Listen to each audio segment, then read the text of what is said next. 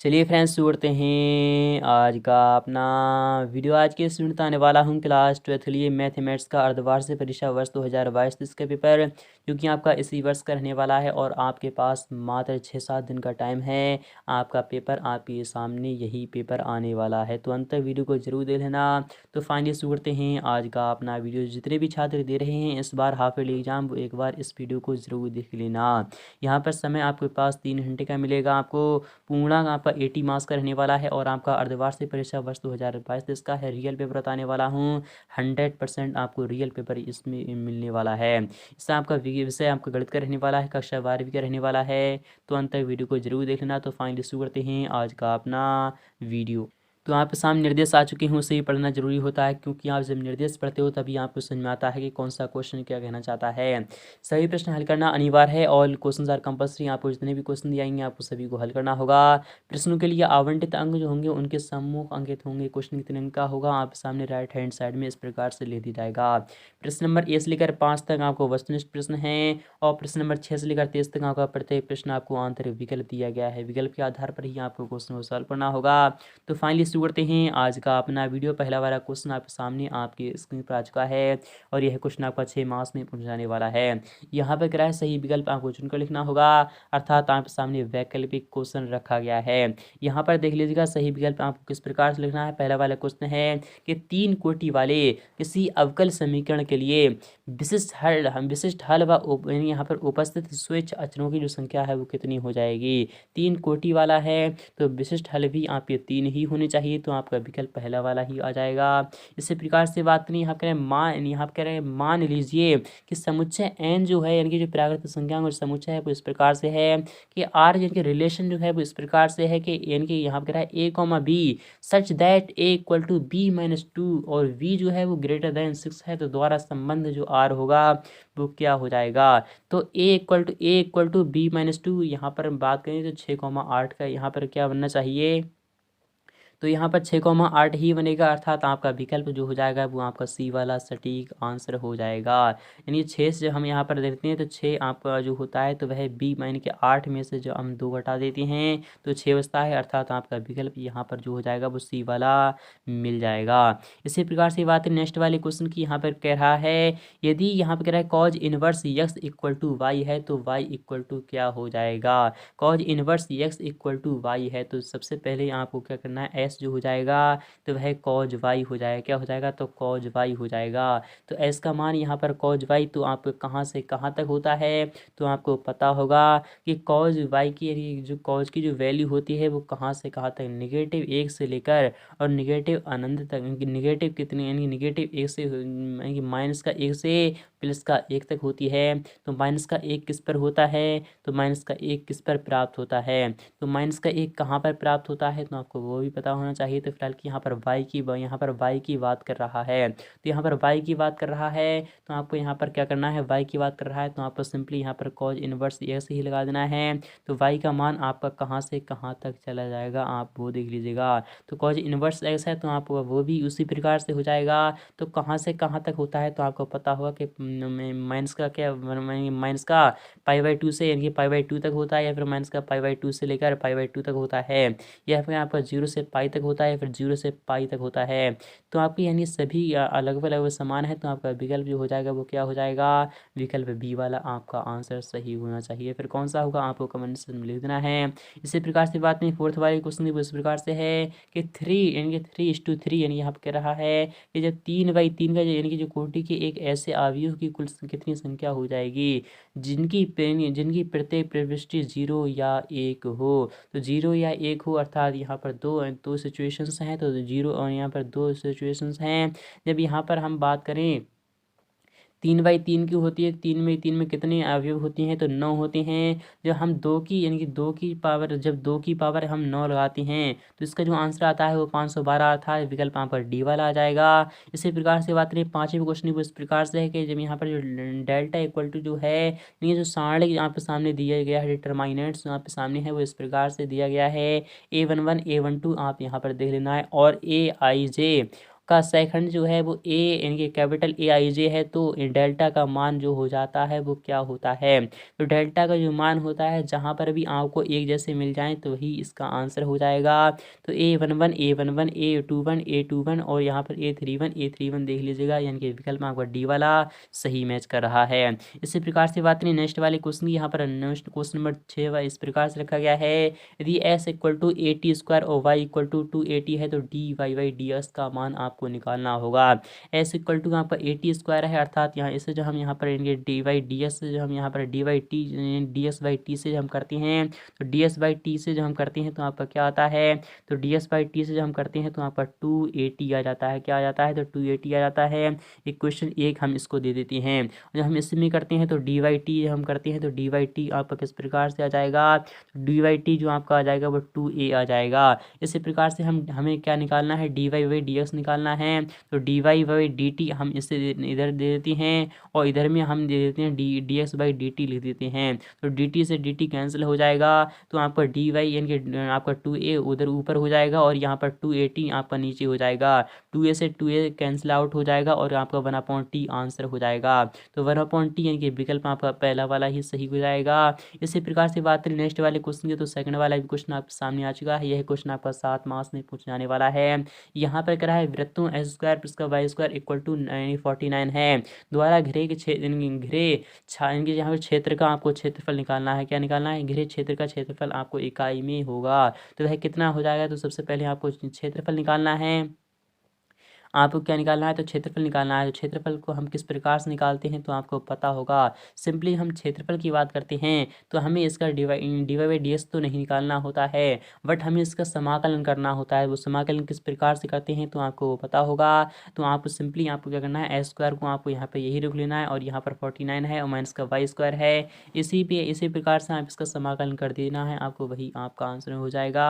तो फिलहाल कि यहाँ पर एस स्क्वायर की अगर यहाँ पर समाकलन की बात करें तो इसका हम डी एस के यानी एक्स के सापेक्ष करें या फिर वाई के सापेक्ष करें तो आपको सिंपली इसमें देखा यहाँ पर फिलहाल कि यहाँ पर कुछ ना कुछ मिसप्रिंट जरूर है, क्योंकि यह क्वेश्चन यहाँ पर पूरा दिखाई नहीं दिया गया है। फिलहाल कि यहाँ पर मिसप्रिंट दिखाई दे रही है।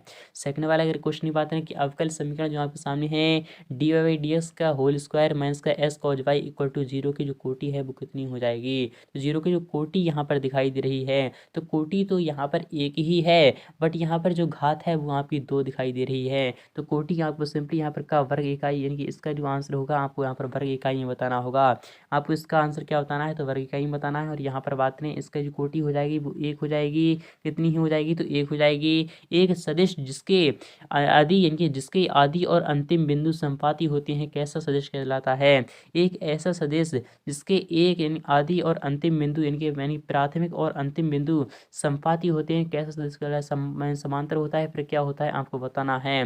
किसी रेखा की दिक्कोजाओं के वर्गों का जो योग होता है वो क्या होता है, किसी रेखाओं की यानी किसी रेखा की दिक्कोजाओं का जो यानी दिक्कोजाओं के वर्गों का जो योग होता है वो यानी शून्य होता है, कितना होता है, शून्य होता है। किसी रेखा की दिक्कोजाओं की l square plus m square plus का एन स्क्वायर जो होता है तो वह किसके इक्वल होता है, 0 के इक्वल या फिर 1 के इक्वल होता है, आपको लिखना है। तो आपको इस प्रकार से लिख देना है। समाकलन अवकलज का जो होता है तो परिक्रम होता है, तो वह अपोजिट होता है, क्या होता है, अपोजिट परिक्रम यानी कि क्या होता है, व्युत्क्रम परिक्रम होता है।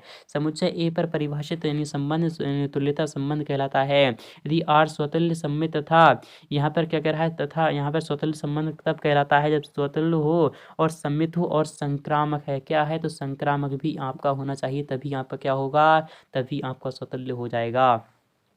यहाँ पर 7 नंबर क्वेश्चन की बात करें कि tan इनवर्स यक्स पे प्लस आपको यहाँ पर क्या कह रहा है, डैश यहाँ पर इक्वल टू π/2 है। तो यहाँ पर इनके s बिलोंग्स टू r है, तो इसमें यहाँ पर कहाँ पर यहाँ पर क्या आ जाना चाहिए आपको वो बताना है। tan इनवर्स यक्स और tan इनवर्स और प्लस में आपका क्या आ जाएगा, tan इनवर्स y तो नहीं आ सकता, बिल्कुल भी नहीं आ सकता। तो tan इनवर्स यक्स है और यहाँ पर आपको सिंपली यहाँ पर क्या लिखना है, तो cot इनवर्स यक्स लिखना है। क्या लिखना है, cot इनवर्स यक्स जो यानी tan इनवर्स यक्स और प्लस कॉट इनवर्स एक्स का जो सम होता है वो π/2 के इक्वल होता है। इसी प्रकार से आपका थर्ड वाला भी क्वेश्चन आ चुका है जो कि आपका 6 मार्क्स में पूछने जाने वाला है। यहाँ पर है स्तंभ आ और स्तंभ ब आपको मिलान करना है, सही जोड़ियाँ बनाना है। पहला वाला क्वेश्चन है कि इंटीग्रल ऑफ 1/, यहाँ पर है divide by under root of a square minus का एक्स स्क्वायर, यह किसके इक्वल होता है। तो साइन इनवर्स का आपको यहाँ पर क्या करना है, ध्यान में रखना है। साइन इनवर्स में यह जा रहा है तो आपको इसका आंसर हो जाएगा तो डी वाले पर चले जाएगा। साइन इनवर्स माइनस का यानी कि यहाँ पर sine inverse x by a plus c, यह इसलिए जा रहा है क्योंकि यहाँ पर कंडीशन जो हम देखते हैं तो साइन इनकी जो साइन इनवर्स का जो इनकी जो क्या होता है, साइन इनवर्स की अगर यहाँ पर बात करें साइन इनवर्स का इनकी जो होता है तो अवकलन जो होता है तो वह क्या होता है, तो अब साइन इनवर्स एक्स का जो अवकलन होता है तो वह 1/√1 - x² होता है। तो उसी प्रकार से यह दिखाई दे रहा है, इसलिए हमने साइन इनवर्स डायरेक्टली पहचान दिया।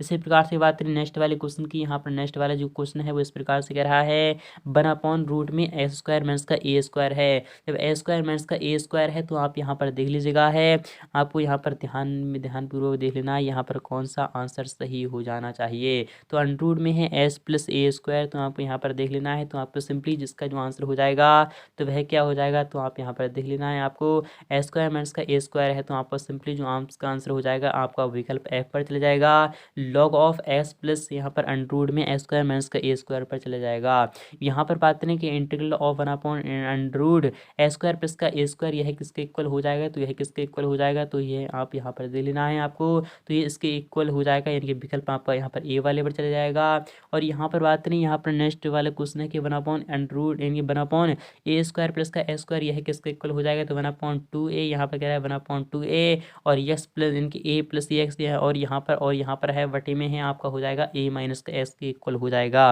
अर्थात इसका जो आंसर हो जाएगा तो वह क्या हो जाएगा, तो आप यहाँ पर दे लेना है आपको। और यहाँ पर बात करें नेक्स्ट वाले क्वेश्चन की, यहाँ पर कह रहा है 1/x² माइनस का a², यह किसके इक्वल हो जाएगा, 1/x² माइनस का a² है तो आपको सिंपली s माइनस का a और यहाँ पर s प्लस a, तो यही सिंपली आपका विकल्प आपका सी वाले पर चला जाएगा। और यहाँ पर 1/√ में यह तो रह ही गया, इंटीग्रल ऑफ 1/a² प्लस का a², यह किसके इक्वल हो जाएगा, तो 1/a tan inverse s upon a plus c के इक्वल हो जाएगा। इसी प्रकार से यहाँ पर नेक्स्ट वाला यहाँ पर ये क्वेश्चन कह रहा है 1/ यहाँ पर a² माइनस का a², यह किसके इक्वल हो जाएगा, तो यही हो जाएगा 1/2a log of a plus s और यहाँ पर a माइनस एक्स के इक्वल हो जाएगा। तो आई होप आपको समझ में आ रहा होगा। ये भी आपके 6 मार्क्स बिल्कुल ही 100% क्लियर हो चुके हैं। और यहाँ पर बात करें फोर्थ वाले क्वेश्चन को इस प्रकार से रखा गया है, यह भी क्वेश्चन आपका 7 मार्क्स में पूछने जाने वाला है। यहाँ पर एक वाक्य या फिर एक शब्द में आपको उत्तर देना होगा। एक उत्पाद की एस यहाँ पर एस इकाइयों के विक्रय में प्राप्त कुल आय रुपए में RS इक्वल टू आपका 3s² प्लस का 36x और प्लस में आपका 5 है से प्रदत्त है, तो s इक्वल टू 5 पर तब सीमांत आय कितनी हो जाएगी। तो आपको इसको क्या करना है, dy/dx निकाल लेना है। मैं आपको बता दूंगा नेक्स्ट पार्ट में और इसका आपको आंसर दूंगा कॉपी पेन के साथ। सेकंड वाला क्वेश्चन है s इक्वल टू 2 पर एक वक्र जो है y equal to x³ minus का x की स्पष्ट रेखा की प्रवणता आपको मान निकाल करना है। इसमें भी आपको dy/dx निकालना है, तो मैं आपको निकाल कर दिखाई दे रहा हूँ। इसमें आपका लंबा जाएगा तो आपको यहाँ पर देख लेना है। तो फिलहाल केस का जो 3s² हो जाएगा माइनस का 1 हो जाएगा, तो s इक्वल टू आपको 2 रखना है। तो आपका 2 दूनी 4 3 4 3 कितना हो जाएगा 12 में से 1 यानी 11 आपका आंसर हो जाएगा। इसी प्रकार से यहाँ पर नेक्स्ट वाले की बात है, थर्ड वाला जो क्वेश्चन है वो इस प्रकार से रखा गया है। यहाँ पर एफ ऑफ एक्स जो है वो आपका मॉड एक्स है, तो तथा जीएस जो है आपका मॉड ऑफ यानी कि 5s माइनस का 2 है, तो गॉफ एक्स का मान आपको निकालना है। तो गॉफ एक्स का किस प्रकार से हो जाएगा, तो गॉफ एक्स का इस प्रकार से यह आपका रिलेशन एंड फंक्शन से लिया गया है, तो आपका इस प्रकार से हो जाएगा। तो एफ एक्स हो जाएगा, फिर उसके बाद आपका एफ एक्स के आपको यहाँ पर सिंपली मान लगा देना है। तो एफ एक्स यानी कि मॉड एक्स है, तो आपको सिंपली यहाँ पर मॉड एक्स लगा देना है। इसी प्रकार से जी एस जहाँ पर दिखाई दे रहा है वहाँ पर आपको यहाँ पर ये लिखना है, तो जी लिखना है। फिर उसके बाद आपको जी एस के स्थान पर आपको क्या लिखना है, एस के स्थान पर आपको ये लिखना है इनकी 5s और यहाँ पर माइनस का 2 है। तो यही आपका आंसर है, इनकी जो जी एक्स का मान है वही इसका आंसर हो जाएगा। तो आई होप आपको समझ में आ रहा होगा। यहाँ पर आव्यू जो है यानी कि यहाँ पर 1 माइनस का 2 और 3 है का जो परिवर्त होगा तो वो कितना हो जाएगा 1 और यहाँ पर माइनस का 2 और 3 हो जाएगा। इसको हमें यानी परिवर्त अर्थात ट्रांसपोज आपको ले लेना है, तो यही हो जाएगा इसका आंसर। यानी कि इसके उल्टा कर देते हैं हम, परिवर्त को हम उल्टा कर देते हैं, इसका हम उल्टा कर देते हैं तभी आपको परिवर्त मिल जाता है। यदि इक्वल टू आपका कॉज एल्फा माइनस का साइन एल्फा है, साइन एल्फा और यहाँ पर कॉज एल्फा है, तथा a प्लस ए आई इनके a का ट्रांसपोज जो है वो इक्वल टू आई है, आई हो तो ए का मान आपको निकालना है। इसका सॉल्यूशन भी आपको प्रोवाइड करा दूंगा नेक्स्ट पार्ट में। फिलहाल कि आप यहाँ पर देख लेते हैं ए, और यहाँ पर ए का ए और प्लस ए का ट्रांसपोज जो हो जाएगा वो कितना हो जाएगा, आई है तो ए का मान आपको निकालना है। तो किस प्रकार से हो जाएगा, तो एक अल्फ़ा का मान आपको निकालना है। तो यहाँ पर किस प्रकार से हो जाएगा, तो कॉज अल्फ़ा है माइनस कोसाइन अल्फ़ा है। तो किस प्रकार से हो जाएगा, तो सबसे पहले तो आपको ए इक्वल टू आपको लिखना है, ए इक्वल टू आपको यहाँ पर क्या है, ए तो बेकार लगा रहा हूँ। सबसे पहले तो आपको यहाँ पर कॉज अल्फ़ा लिखना है, क्या लिखना है, कॉज अल्फ़ा लिखना है। फिर उसके बाद आपको माइनस का साइन अल्फ़ा लिखना है, क्या लिखना है, तो साइन अल्फ़ा लिखना है। फिर उसके बाद आपको लिखना है साइन अल्फ़ा लिखना है। साइन अल्फ़ा के बाद आपको यहाँ पर कॉज अल्फ़ा लगा देना है, कॉज अल्फ़ा लगा देना है, और इसका ही ट्रांसपोज आपको जोड़ देना है इसमें, अर्थात कॉज अल्फ़ा आपको यहाँ पर लिखना है, और यहाँ पर आपको लिखना है माइनस का साइन अल्फ़ा लिखना है, और यहाँ पर आपको लिखना है, यहाँ पर क्या लिखना है, यहाँ पर आपको साइन अल्फ़ा लिखना है, और यहाँ पर कॉज अल्फ़ा लिखना है। इन दोनों का आपको क्या करना है, सम कर देना है। इन दोनों का जब हम सम करते हैं तो आपको सिंपली आपका जो आंसर हो जाएगा वो किस प्रकार से हो जाएगा, मैं आपको यहाँ पर इसी के माध्यम से अभी बता रहा हूँ। सबसे पहले तो आपको यहाँ पर ये देख लेना है, और यहाँ पर के स्थान पर ये वाला जो हो जाएगा तो वह इसके साथ आपका योग हो जाएगा, अर्थात कॉज अल्फ़ा और साइन अल्फ़ा का हो जाएगा। तो आप कर लेना, मैं आपको नेक्स्ट पार्ट में सॉल्यूशन फिलहाल करा ही दूंगा, और ये सभी क्वेश्चन आपको अच्छे प्रकार से देख लेना। नेक्स्ट पार्ट में इन सभी का आंसर मैं आपको दिखा दूंगा। तो मिलते हैं नेक्स्ट